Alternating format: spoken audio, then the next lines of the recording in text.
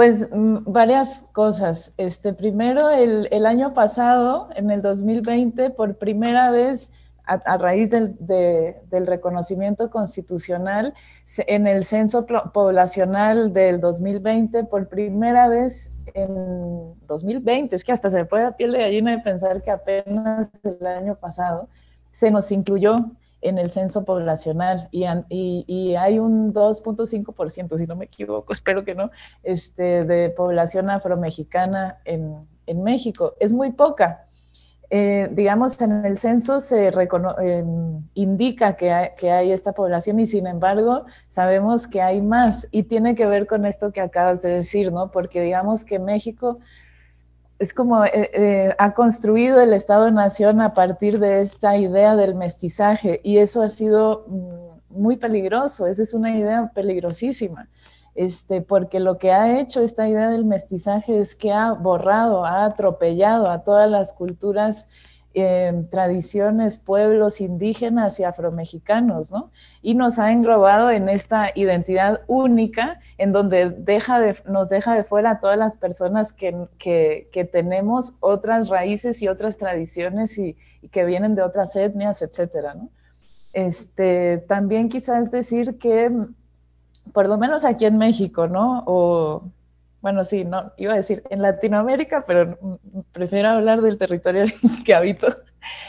Pero creo que aquí en México, digamos que la idea del, o sea, como que hemos aprendido del racismo, el discurso dominante del racismo lo ha impuesto, digamos, Estados Unidos, lo hemos importado, ¿no? Entonces, es un discurso o es una idea que se ha construido eh, como una idea o como una violencia que se ejerce sobre todo contra cuerpos negros, corporalidades negras, ¿no? Que esa es la realidad de Estados Unidos, allá del racismo se entiende así. Aquí, y entonces ese es el discurso que creo que sobre todo a raíz de, pues a través de los medios de comunicación o el cine, ¿no?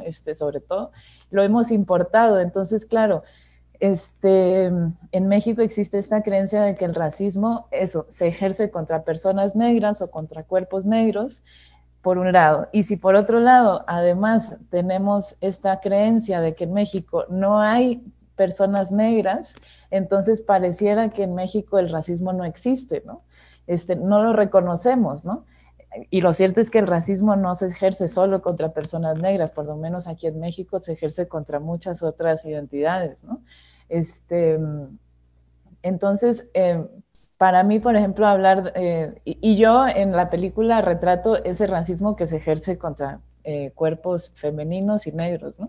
Este, eh, para mí, una de las cosas que más me costó, creo que decidir en el documental, desde el momento en cuando decidí que quería hablar sobre racismo, fue cómo abordar el racismo en el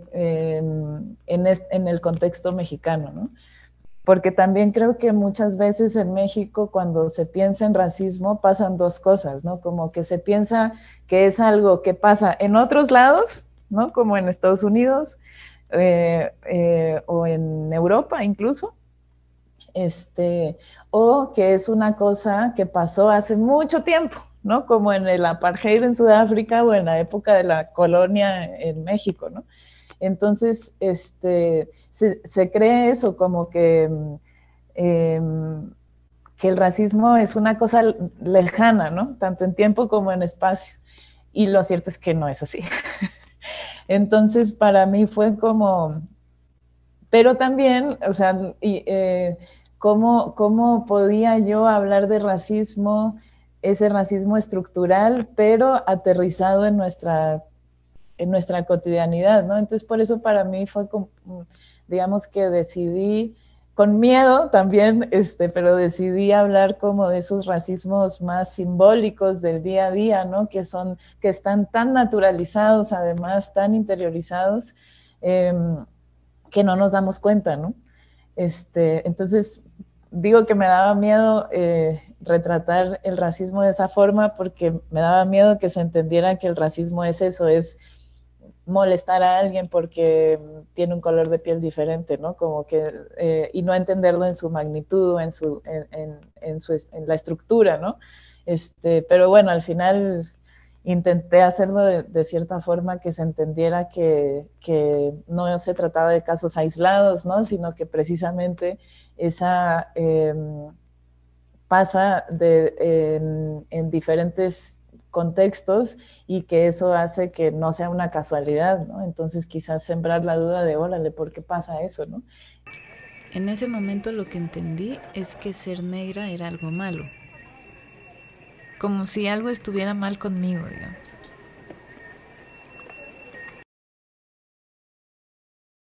Hablo de mujeres negras porque yo sabía que quería hablar de algo en lo que yo me sintiera cómoda y con la legitimidad de hablar, y pues yo me reconozco en este momento como mujer afrodescendiente.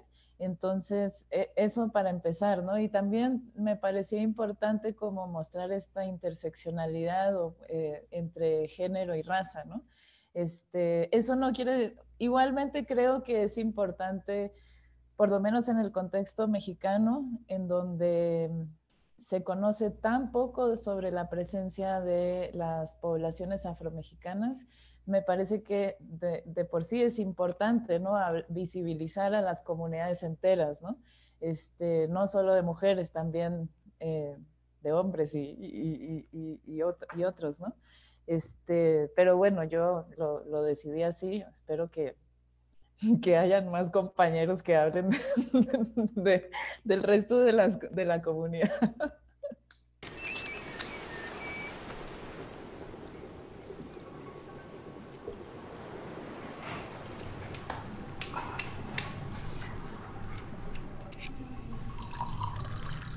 Los padres te dicen tú tienes que adelantar la raza. Entonces desde niño te van enseñando de qué color debe ser la persona que esté contigo. Pues tuve mucha suerte también porque tuve casi un año, digamos, para poder hacer investigación y desarrollo, digamos, de, del proyecto.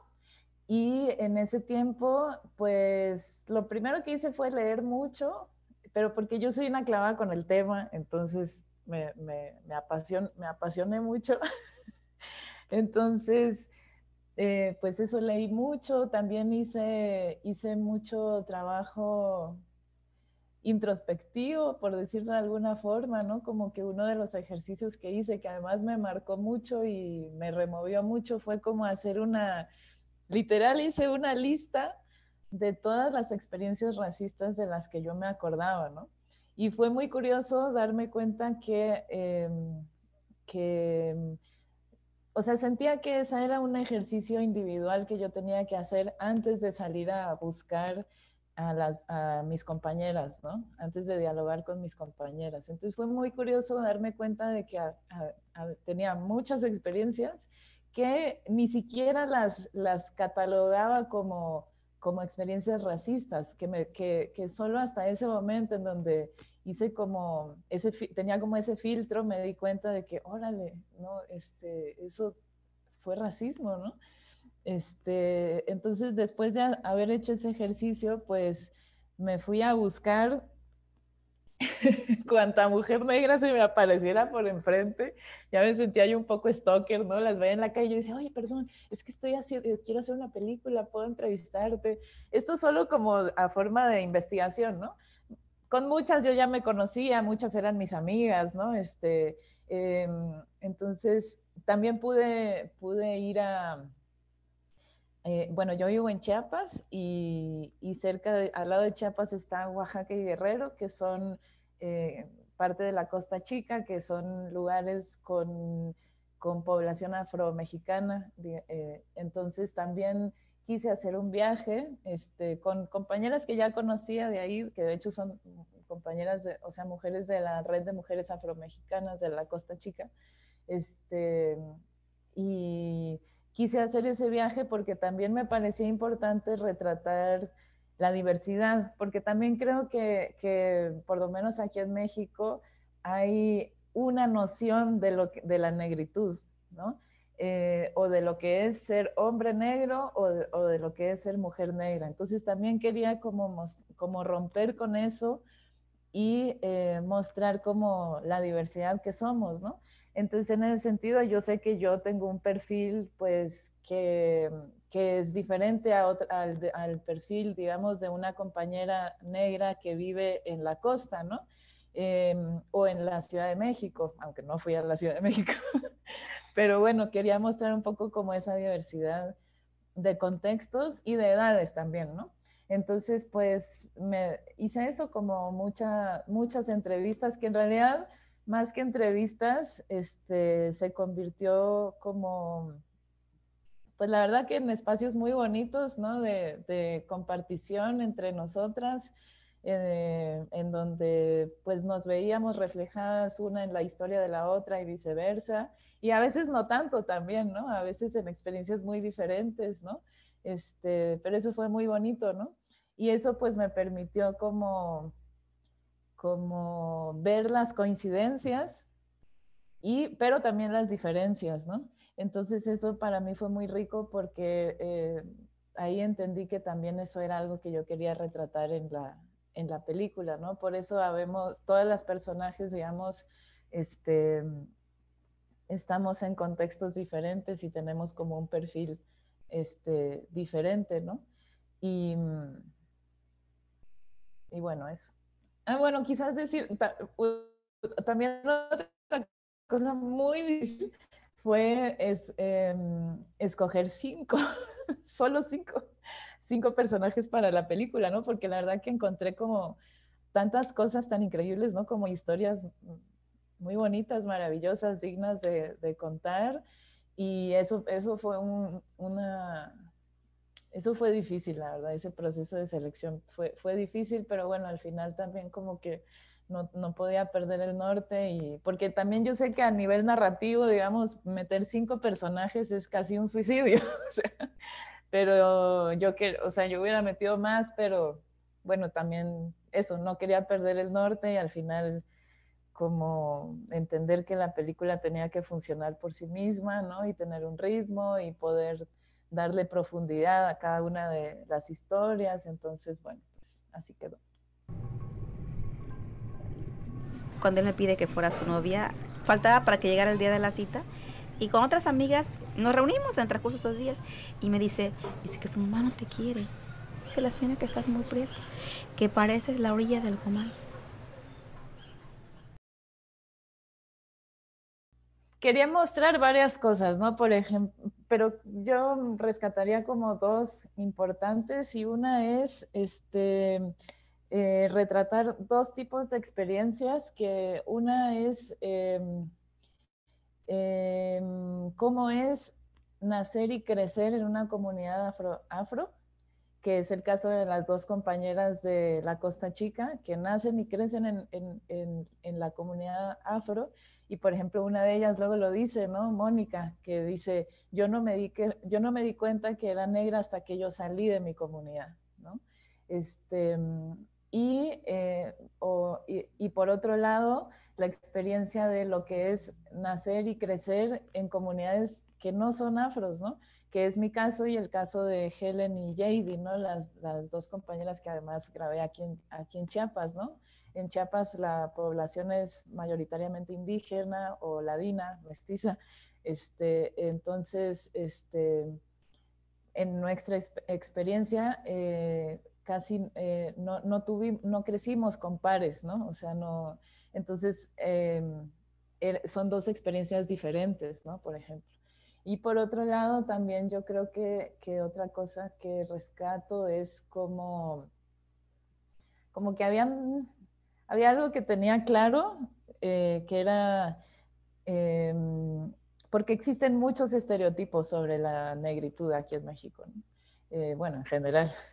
Entonces tenía claro que si caemos en el estereotipo, lo vamos a reivindicar, como por ejemplo lo hicimos con Helen, la compañera cubana que vive en México y que se dedica al baile. Y es que Helen es cubana, es como el estereotipo de la mujer cubana, o sea, es mujer cubana negra que baila. Entonces dijimos, o sea, si caemos ahí, vamos a caer y lo vamos a reivindicar. Y me parece que su forma de ella, de cómo ella explica lo que para ella significa su baile, su música y su danza, y su ritmo, lo hace de esa forma que se reivindica, ¿no? Que no está folclorizada, porque eso también creo que se hace mucho, ¿no? Desde la mirada externa, ¿no? Y o, o por otro lado, rompemos con el estereotipo, que me parece que, o por lo menos esa era mi intención, como lo hace Mónica, que es la compañera de Oaxaca, la que dice que le decían la negra vende pescado. Mónica es de una comunidad pesquera de Oaxaca, de la costa de Oaxaca, y en esas comunidades es muy común que los hombres van a pescar en la madrugada y luego las mujeres van a vender el pescado en los mercados de las poblaciones cercanas, ¿no? Entonces, Mónica, por ejemplo, en la película, al principio, pues eso, la vemos en su casa, y por lo menos aquí en México yo podría creer que cuando la gente la ve, piensa que es una mujer que vende pescado. Y para mí era interesante luego ver cómo ella rompía con ese estereotipo, porque luego la vemos que hace películas. Entonces, me parecía interesante esas dos cosas nada más.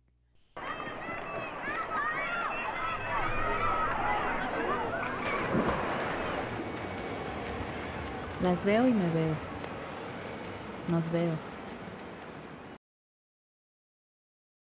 Sí, creo que eso es como algo que está empezando a pasar aquí en México.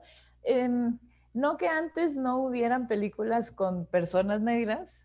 Creo que lo interesante es ver qué papeles han jugado las personas negras en los medios, en las películas o en los medios comerciales, porque sí las han habido, o sea, sí las han habido. Y sin embargo, coincido con muchas compañeras, compañeros afros de aquí de México, no nos sentimos representados ni representadas.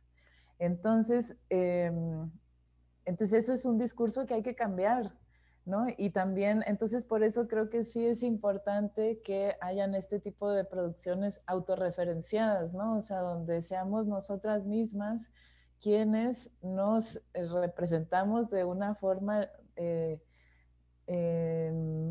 que entendemos, ¿no? Y que es real, porque otra cosa, o sea, porque no es la mirada externa de alguien más de cómo nos mira, ¿no?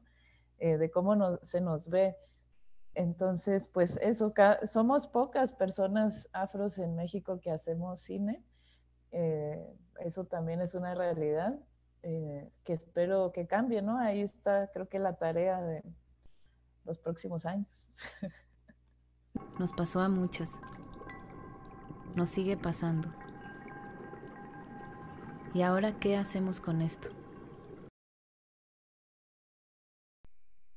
Bueno, digamos que a nivel técnico, el primer rodaje y el último fueron bien diferentes, porque esta es la primera vez que yo hago un largometraje, entonces es la primera vez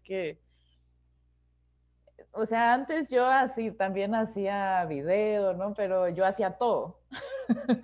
Yo grababa, yo editaba, yo hacía sonido, hacía todo. Y esta vez, pues, fue diferente, digamos, y entonces sí siento que desde el primer rodaje hasta el último, pues, digamos, a nivel técnico, aprendimos, todo el equipo aprendimos mucho, ¿no?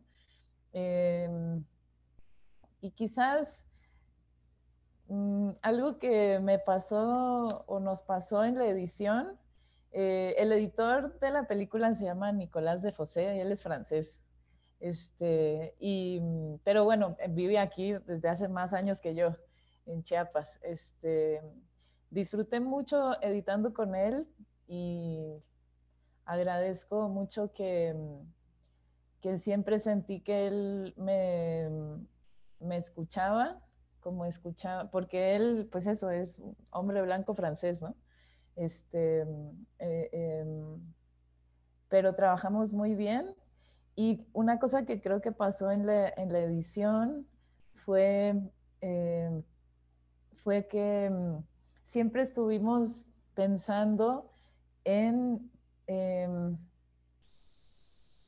qué va a transmitir esta imagen al público, qué información tiene el público y qué lectura le va a dar a esto que está viendo. Si estamos reforzando un estereotipo o si estamos dando información nueva, ¿no? Y eso creo que fue algo muy constructivo, digamos, porque siempre hacíamos como ese ejercicio, ¿no? Hicimos mucho ese ejercicio de ponernos del otro lado de la pantalla y pensar en quiénes podían ver la película y qué lectura podían darle y si eso servía o no servía, digamos, al objetivo o a la intención de la película, que es pues transformar, cambiar nuestros comportamientos racistas, porque todo el mundo los tenemos, ¿no? Entonces creo que eso fue como algo muy, muy rico que pasó en la edición. ¿Cómo se trasciende una experiencia racista? ¿Cómo se transforma? No podemos controlar lo que la gente nos dice o hace, pero sí podemos controlar cómo reaccionamos y lo que hacemos con ello.